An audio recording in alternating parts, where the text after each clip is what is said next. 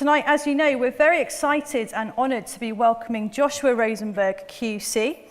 Joshua has many achievements, and I'll just mention just a few for you this evening. After completing his law degree at Oxford University, Joshua trained as a solicitor, and if that wasn't enough, he also gained 4 honorary doctorates and became a journalist.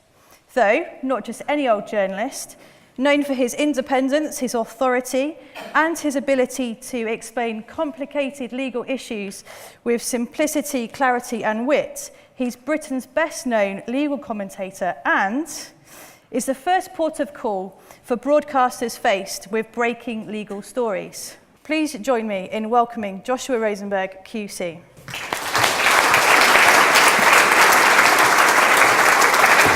Thanks. Well, thank you very much indeed. Thank you, Joe, for that very generous introduction. I really don't want to talk for terribly long at the outset because I would much prefer to answer questions, particularly from the young people here. They don't have to be on the subject of my lecture, so you're very welcome to think up your questions now and ask me them later.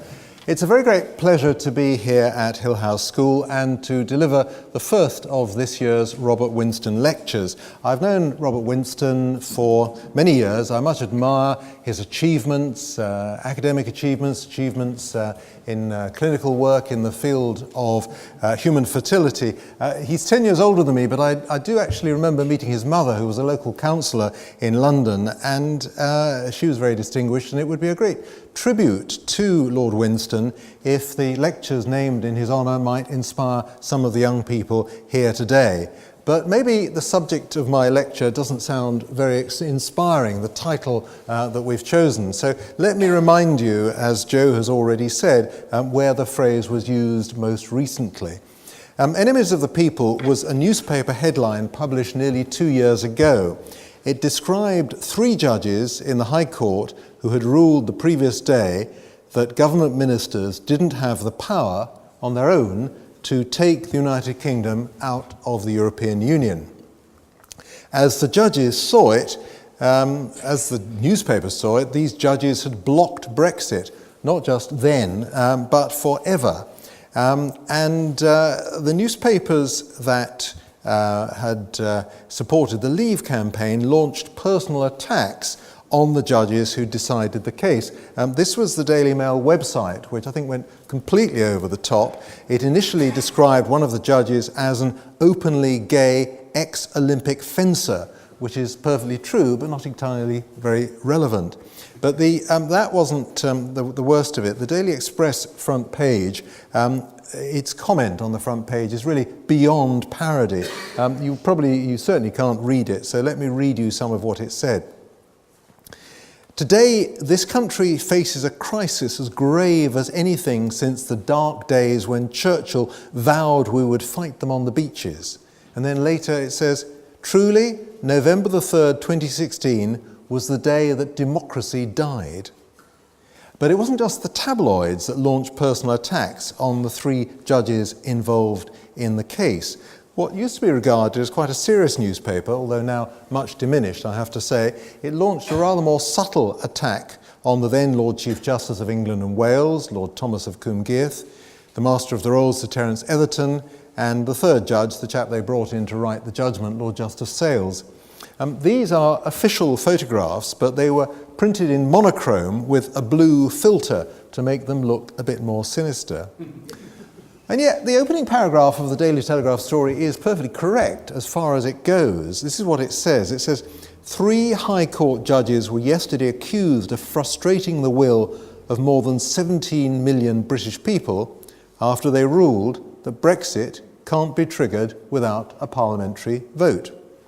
Now, contrast that with the Daily Mail story.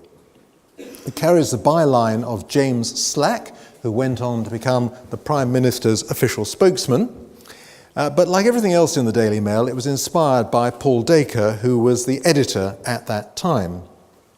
The version of the story that I'm going to read you has lots of adjectives and quotation marks, and it begins like this. MPs last night tore into an unelected panel of out-of-touch judges for ruling that embittered Remain supporters in Parliament should be allowed to frustrate the verdict of the British public.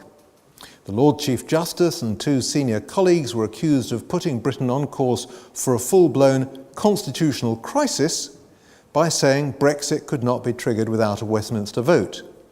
A judgment by Lord Thomas, a founding member of the European Law Institute, a club of lawyers and academics aiming to improve EU law, throws into chaos Mrs May's timetable for invoking Article 50 in March next year.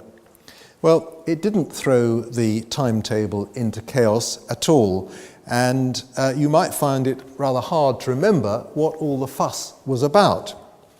But the first thing I thought of when I saw that Daily Mail front page was a very similar front page published by another tabloid newspaper in July 1987, almost 30 years earlier. And the same idea, really. You had 3 judges in wigs, but in what the Daily Mirror must have intended as the ultimate indignity, their pictures were printed upside down. This was a case about a book called Spycatcher. It was written by Peter Wright, who used to work for the British Security Service MI5 in the days when that organisation was rather more secret than it is now. The 3 judges had ruled that Peter Wright's memoirs, which he'd published in other countries, couldn't be reported by newspapers here in England and Wales. For those of you who weren't around at the time, I should explain that this was just before the internet was invented, and it was still possible to stop people in this country reading things that had been published elsewhere. At that time, this all struck me as rather strange. These judges seemed to me to be terribly old, although they were then younger than I am now. What's interesting about the captions printed beneath their names, you can't read them, but I'll just tell you this, is that all the captions mention their military service in the Second World War, and that's what you did in those days before you became a lawyer and then a judge. And this is what the judges actually looked like. The Mirror editorial said there was only one answer to the injunction that the court had upheld: publish and be damned. In fact, the paper did nothing of the sort. Well, back now to the Daily Mail in November 2016. The government minister responsible for the legal system, for justice in England and Wales at that time, was Liz Truss. She had 2 positions. She was Lord Chancellor and she was Secretary of State for Justice. Liz Truss was very reluctant to come to the defence of the judges. When she was pressed on this, she said it wasn't her job to condemn the newspapers. Well, it certainly was not. But what she was being asked to do was to defend the independence of the judiciary, something that the Lord Chancellor swears to do on appointment. The judges felt very let down by her. Now, it's possible that Liz Truss was more interested in what the Prime Minister thought. And Theresa May was far from pleased with what the 3 judges had decided. But she had been advised that she could get round their decision. All she had to do was to ask Parliament to pass legislation. But she chose not to. Instead, she decided to appeal to the highest court in the United Kingdom, the Supreme Court. There were 11 members of the Supreme Court who heard the government's appeal in December 2016. By a majority, they upheld the earlier decision. But although they ruled against the government, the Supreme Court judges escaped being described in the newspapers as enemies of the people. Now, why should that be? Well, I can think of 4 possible reasons. First of all, Liz Truss came to their rescue. She sprang to their defence moments after the Supreme Court gave judgment in January 2017. Secretary of State for Justice described these judges as people of integrity and impartiality, which was rather an admission that her failure on the previous occasion, her earlier reticence, had been wrong. In fact, I don't think her comments made the slightest difference. Second possible reason, well, government loses Brexit case was a story we'd heard before. It was difficult to pretend there was yet another constitutional crisis when the newspapers had declared one a couple of months earlier and nobody had noticed. Third reason, well, the government had got used to the idea. The government was expecting to lose and was already talking about getting the necessary legislation through Parliament. I think that actually had a lot to do with it. And the fourth reason, well, the entire hearing before the Supreme Court could be watched online, and quite a lot of it was shown live on the news channels. As Joe said, I was involved in doing commentary for Sky News, and I think that had a considerable influence on the public. I think that persuaded people who watched the proceedings of the Supreme Court that the case was decided on legal arguments rather than on politics. It's a pity that the earlier hearing in the High Court, the one that led to that newspaper headline, wasn't televised. The law did not allow it. It still doesn't allow it. It's only the Court of Appeal that can be televised and the Supreme Court. I think that's a shame. I think the law should be extended to make that possible. Now, what impact has the Brexit case had on the judiciary? Has it done lasting damage, and in particular, the way in which it was reported? At first, I didn't think so, but I'm now rather more concerned about the damage. I think that the Lord Chancellor's failure to defend the judges probably has had damage, caused damage. I think it's made it more difficult to get people recruited to the judiciary and for judges to remain as judges. I think there's a significant problem of retention and recruitment. So, if that's the case, does that mean that some journalists, at least, are enemies of the people? Well, 2 months later, the Lord Chief Justice of England and Wales appeared before the House of Lords Constitution Committee for his annual grilling by peers. If you look really closely, you can see me just sitting there reading my emails. This is as close as we actually get in this country to the Senate confirmation hearings that some of us watched last week. The difference here is that we question the judges after they've been appointed. Lord Thomas laid into Liz Truss over her claim, a claim she'd made previously and quite recently, that the judges were unduly reticent, that they were reluctant to defend themselves against public criticism. What the Lord Chancellor had not understood, Lord Thomas implied, was that no serving judge could have responded to the Daily Mail without plunging the judiciary into political controversy. And Lord Thomas made it very clear that some people actually believed what they read in the newspapers. The circuit judges were very concerned, Lord Thomas said, because litigants in person were coming and saying, "You're an enemy of the people." He also drew a distinction between media criticism and media abuse. Criticism is very healthy. If you've got something wrong, fine. But there's a difference between criticism and abuse, which I don't think is understood. It's not understood either how absolutely essential it is that we, the judges, are protected, because we have to act, as our oath requires us, without fear or favour, affection or ill will. And when Lord Thomas was asked about the Lord Chancellor's insistence that it wasn't her job to censor the press or tell the press what to print, Lord Thomas said that Liz Truss had been under a duty to defend the judiciary from unwarranted attacks. I regret to have to criticise her as severely as I have, but to my mind she's completely and absolutely wrong about this, Lord Thomas said. It really is absolutely essential that we have a Lord Chancellor who understands her constitutional duty. After the general election, and in the face of criticism by the Lord Chief Justice, Liz Truss was banished to the Treasury. Time moves on.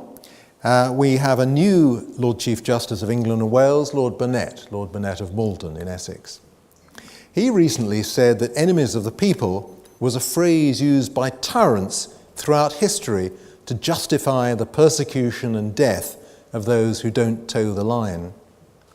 And he added, it took moral courage in the face of such comments to apply the law without fear or favour.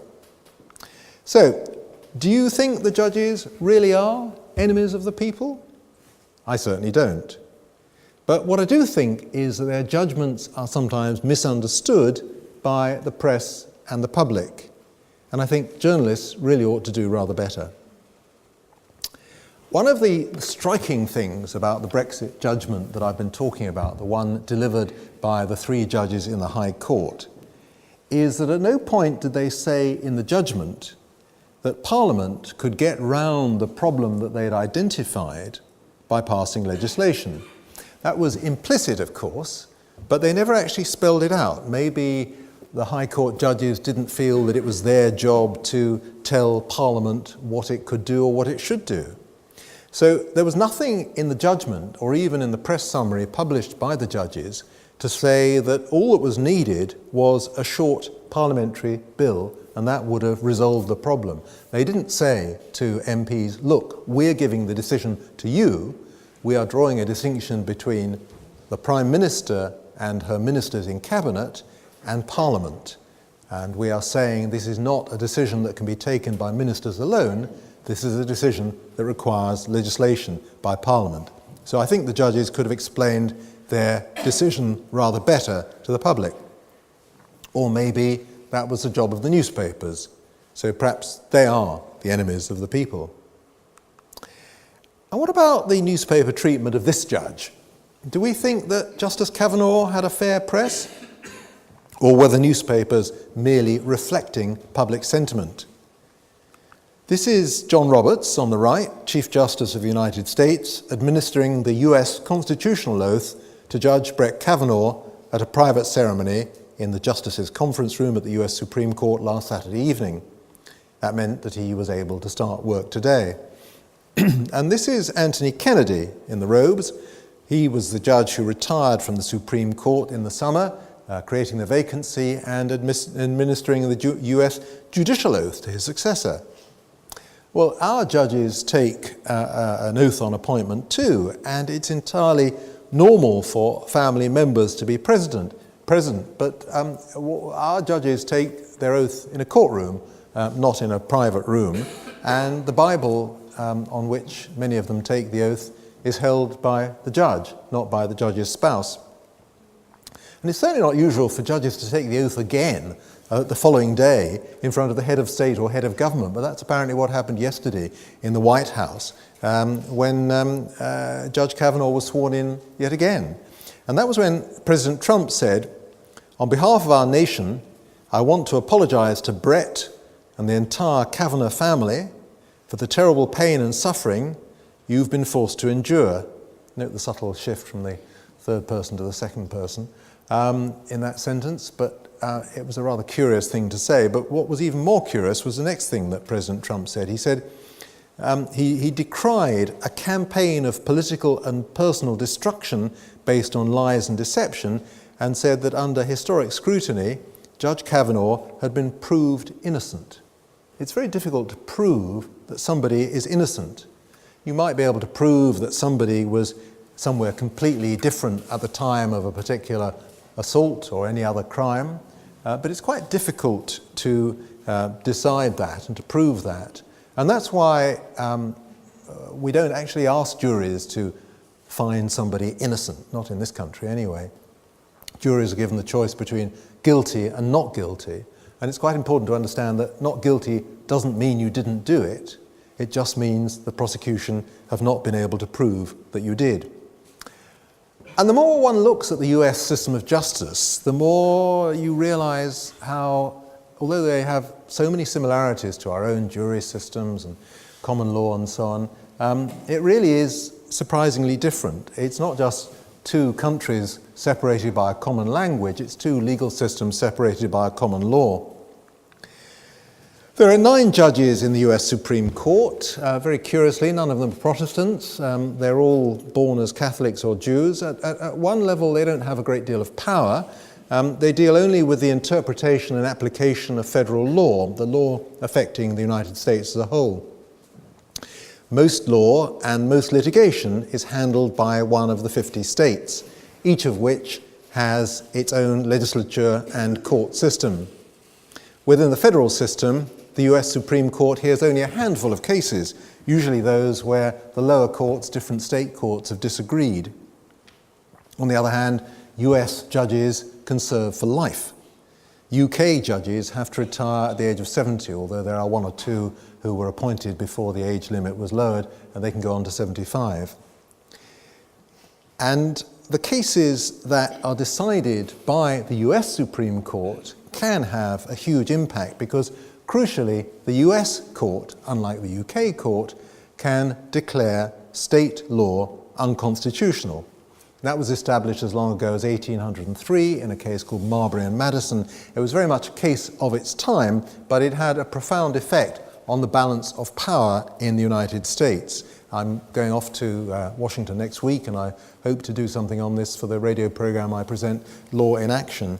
But it's very important to understand how different the US system is and why it is, therefore, that the makeup of the US court matters and why it is that the world knows about Brent Kavanaugh. But I would be very interested if any of you can name the two people who joined the UK Supreme Court last week. If the US Supreme Court overturns a state law, that's usually final. In theory, Congress can amend the Constitution, but that doesn't really happen in practice. And it's because the US Supreme Court has such potential power that its composition is so important. I have a theory that, despite what everybody's saying, it's not going to be quite as much of a shift to the right in the United States as people believe, because I have a theory that Judge Roberts, the Chief Justice, is going to be a moderating influence and act more of a swing judge, but that's only a theory. We shall just have to wait and see. It's extremely interesting. Unlike the US Supreme Court, the UK Supreme Court has no power to overturn legislation. The most our court can do in the UK is to declare legislation incompatible with the Human Rights Convention. That sends a signal to Parliament that the law needs changing, but the decision is one for Parliament alone. Of course, courts, even Supreme Courts, can get things wrong. They can come to the wrong decision. And there's not usually very much that can be done about it. The quote I like best is this one from Justice Robert Jackson, sitting in the US Supreme Court in 1953. It's very simple, but very profound. Whenever decisions of one court are reviewed by another, a percentage of them are reversed. That reflects a difference in outlook normally found between personnel comprising different courts. However, reversal by a higher court is not proof that justice is thereby better done. We're not final because we're infallible, but we're infallible only because we're final.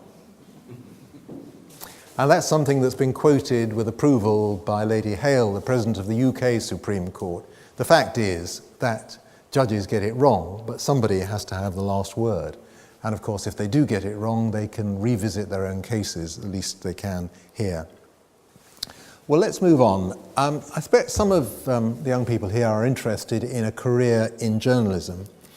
If you are, you might like to get hold of this book by Alan Rusbridger. It came out a couple of weeks ago.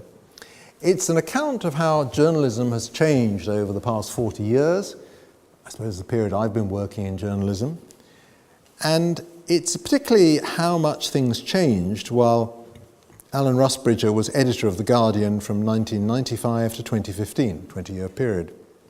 Rusbridger now chairs the Reuters Institute for the Study of Journalism, and he also heads an Oxford College, but for all his achievements at The Guardian, I don't think his career there can be seen as a tremendous success. When he retired as editor, he was not asked to stay on and chair the Scott Trust, which owns the newspaper and has the duty of keeping it solvent and keeping it going. And you can see why. Rusbridger in 2004 invested a huge amount of money in new printing presses, which are no longer in use by The Guardian. It was a failure to foresee the future. It was a very serious failure to foresee the decline of printed newspapers here in the UK and across the wider world. Rusbridger admits in his book that if he'd been asked to take that decision 5 years later, his choice might have been different. He points out that successful business people on The Guardian's board supported his decision at the time. But it's a measure of the fact that journalism has been changing, newspapers have been changing, that what looked like a very shrewd decision to invest in print presses which printed on a unique size and printed at great volume and printed fast and effectively and in colour and with all the modern requirements of newspapers was a tremendous mistake, because newspapers are changing and people are no longer buying them. I mean, you only have to look at this rather badly written message that appears on some versions of the Guardian website. If everyone who reads our reporting, who likes it, helps to support it, our future would be much more secure. For as little as $1, you can support The Guardian, and it only takes a minute. Thank you. The reality is that traditional journalism is in a very bad way, and at a time when I think it's needed more than ever. With more and more fake news around, it's vital that people understand what's true and what's false. And yet newspapers, which are desperate to survive in a rapidly changing world, are more likely to pander to their readers' prejudices than really tell them objectively what's happening. I really wouldn't advise anybody here who's thinking about trying to make a career out of journalism to follow in my footsteps. It's really a very, very precarious trade. Though it did used to be rather good fun, I have to say. This was the back cover of a book I published in 1997. It was a time of significant tension between politicians and judges. That's reflected in these headlines. You can see references to Mackay. Lord Mackay of Clashfern was the Lord Chancellor at the time, the post later held by Liz Truss. One of the differences between James Mackay and Liz Truss is that James Mackay was in post for 10 years, and I don't think Liz Truss even made her first anniversary. I called the book Trial of Strength. I'm not really sure who won that particular trial, but I think that the judges, although both sides are not as strong as they were in 1997. And 10 years later, I decided to take on a judge. The time has surely come for Mr. Justice Peter Smith to leave the bench, I wrote in 2007. A judge is nothing if he or she lacks judgment, but that is precisely the attribute that Sir Peter Winston Smith, 55, has recently failed to demonstrate. I was rather proud about that. I was even rather proud that the Telegraph published it, but nevertheless it did. It's a very long story. I don't intend to entertain you with it now, although I could be pressed to do so at questions. Suffice it to say that Mr. Justice Peter Smith decided not to follow my advice. He stayed on the bench. Things went from bad to worse to appalling. This is what I said a decade later. On the last 2 days of this month, an unlisted tribunal is planning to sit at an undisclosed location. The panel will consider allegations that have not been published and make findings of fact that will not be revealed. It's more than 10 years since I first called for Mr. Justice Peter Smith's resignation. But this piece is not about the misconduct allegations he faces. It's about the failure of the statutory disciplinary process to deal with those allegations in a timely and transparent manner.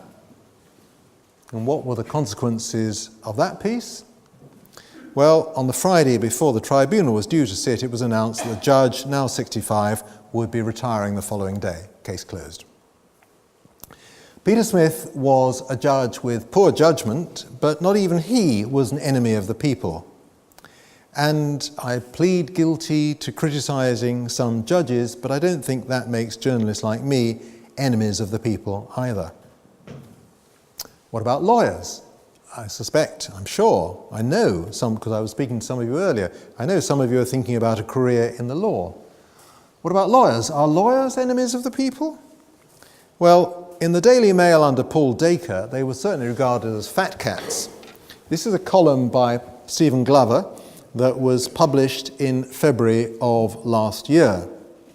It's a really bad piece, highlighting the failures of one or two lawyers and then implying that all lawyers are corrupt. Let me read you some of what Glover says. Lawyers are an increasingly dominant force in this country, not least because Britain now boasts more of them per head of population than almost any other nation.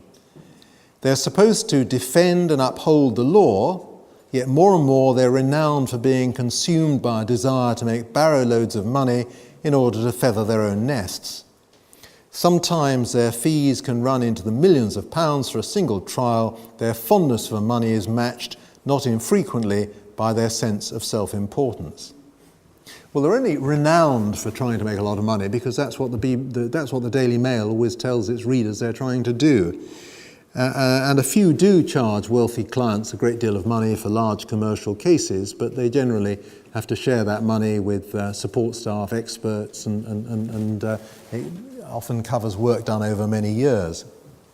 The reality is that most lawyers make less than many other professionals. Some don't, but many do. But there is one grain of truth in that Daily Mail piece, and that is that at the moment there are too many lawyers. It is a highly competitive profession. I don't want to put any of you off, but you do really need to understand that if you want to become a successful barrister, you really need ideally a first-class degree and at the very least an upper second, and you really need to have got that degree from a good university. Unless you've got other skills or life experience that make you stand out from the crowd. And that's, you really do need to be well read, you need to be well informed, you need to take a lively interest in what goes on around you, you need to be questioning, you need to be critical, you need to be critical of anybody who says anything to you, and that includes me. You need to be skilled at getting to the essence of the problem. You need to think. Intellect is what is prized by lawyers above all. And the same applies if you want to become a solicitor, at least if you want to make a living out of it in one of the commercial firms. And these days, I'm afraid you also need a certain amount of money or the support of your parents. You can take out a loan to pay your university fees, but if you want to become a lawyer, you also have to pay your way through law school. Some of the commercial providers who provide courses for people converting their law degrees into academic into vocational qualifications, or to take people who've done degrees in subjects other than law. And some of these commercial providers are rather better at taking money off students than they are at working out who is likely to make a success of the law. The Inns of Court, which are the bodies that decide whether you can become a barrister or not, are about to announce a new course that they themselves will run. It will probably be cheaper than the commercial providers, and it's something that you need to look out for. I first started studying law at university, I think it must be 50 years ago this week. At that time, it was really easy for chaps because at my university there were more colleges for men than there were for women. They were single-sex colleges in those days, and supply and demand meant that women had to be much brighter to get in. For some time, women have been in the majority of those who've been joining the legal profession. Now, the solicitor's profession has just tipped, and there are more women solicitors with practicing certificates than men. I got what my tutor described as a reasonably safe second, and I ended up training to be a solicitor at a law firm on the outskirts of London. I slightly regret that. I think I might have been more successful as a barrister practicing criminal law. If I had, I might have written memoirs like these. They've just been published by a near contemporary of mine called William Clegg QC. They're very entertaining, maybe because he paid a journalist to ghostwrite them. Bill Clegg, who came from a working class family in Southend, failed the 11+ exam that you used to have to pass in order to get into a grammar school. Instead, he went to what was called a secondary modern school in Essex. He then went on at sixth form level to a high school, and he got rather better A-levels than I did. And he got into Bristol University. They turned me down a year later.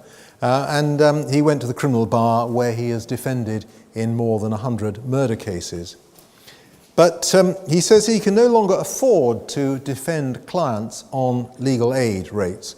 He says the fees for publicly funded work are just too low nowadays. And that's typical of a much broader problem, which means that not enough people are joining the criminal bar at the moment. They're doing commercial work, but there isn't enough money to be made from criminal defence work. And that means there won't be enough experienced criminal judges in the future, because the criminal judges are drawn largely from people who have practiced as criminal barristers. It's a very worrying prospect. I promised you that I wouldn't go on too long, because I really do want to answer your questions, and this was just by way of trying to inspire you to think of things that you particularly want to ask me.